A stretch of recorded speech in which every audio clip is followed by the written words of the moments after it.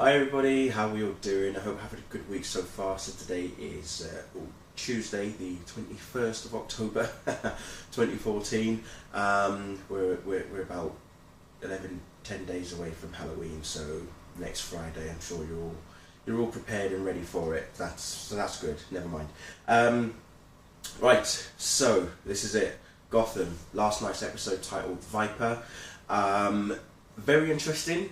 Quite intense in some places. Again, I still feel that Edward Nigma is just, his presence is just forced again, you know. I'm not really digging his character in this show, to be perfectly honest. Oswald Cobblepot, oh dear, what the hell did he do? He did something so stupid that I just thought, why would you do that? Anyway, this particular episode is about a narcotics drug, which gives people the ability of super strength, and it kind of reminds you of another drug, and said drug is actually mentioned in this episode as well, so it gives you an idea of where that drug was first originated, not just where but by whom as well. And that was the biggest discovery as well, is who created this drug. But what we see is the opening episode. The opening of the episode, we see a busker, and he's actually an honest busker. He's got his little card that basically says, not going to lie, I need money for drugs, kind of thing. And then this guy with a what I can only describe as deformed ear, it looks like he's trying to cut it off himself or something, approaches said busker and drops this Viper drug in his guitar case. And when the guy smells it, that's when he suddenly gets super strength.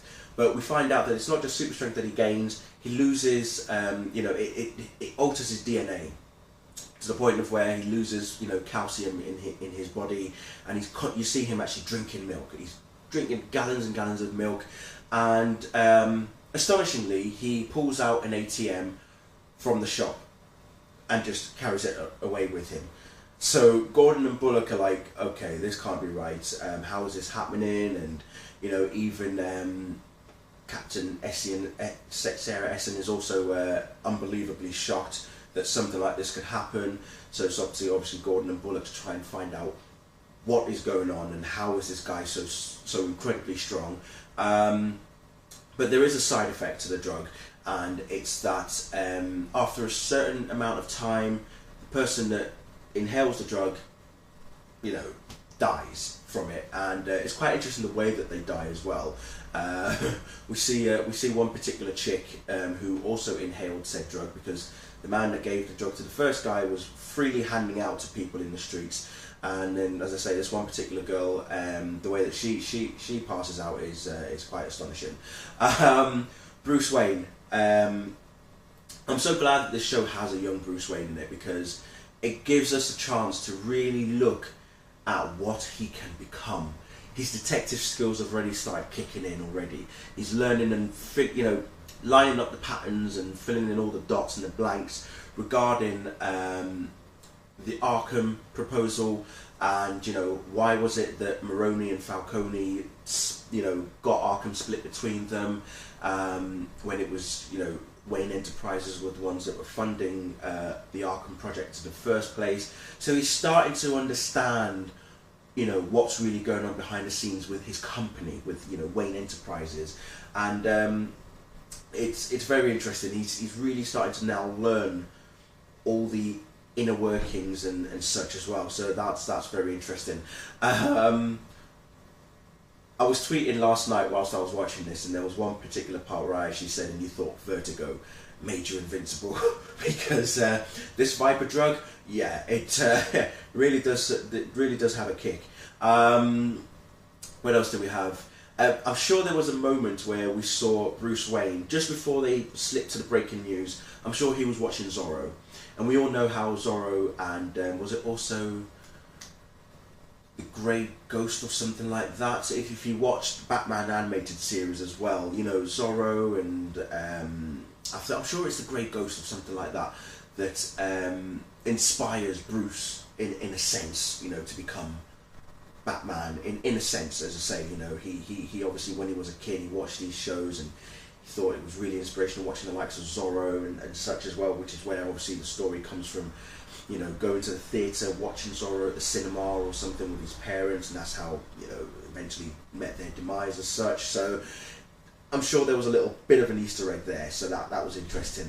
As I say, going back to what Oswald Cobblepot had done, I really feel bad for Jim, because there was no need for that to happen. Absolutely no need for it, for what Oswald did.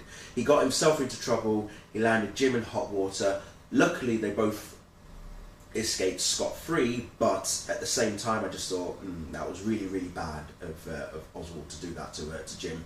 At the same time, Fish Mooney and Liza, they are now, I wouldn't say mother and daughter, because there was a scene between the pair of them where Fish is basically telling Liza, you know, I'm not your mama, you are my baby, but I'm not your mama, not yet. And I was like, oh Lord, what is she doing to this girl? She is turning her into a weapon, literally turning her into a weapon, and we already see what is likely to happen at the end of the show, at the end of the episode as well, because tough times are coming for Carmine Falcone. Is all I'm going to say. He's in for a bumpy ride. But yeah, no, as I say, overall, very good episode, and it's leading on to, you know, what will become, what we believe the Viper drug is going to become. And who knows, we may even get to visit Santa Prisca. That's all I'm saying on the subject. Not going to say anything else from there. But anyway, that's it from me. Thank you all very much for watching. See you all very soon. Bye.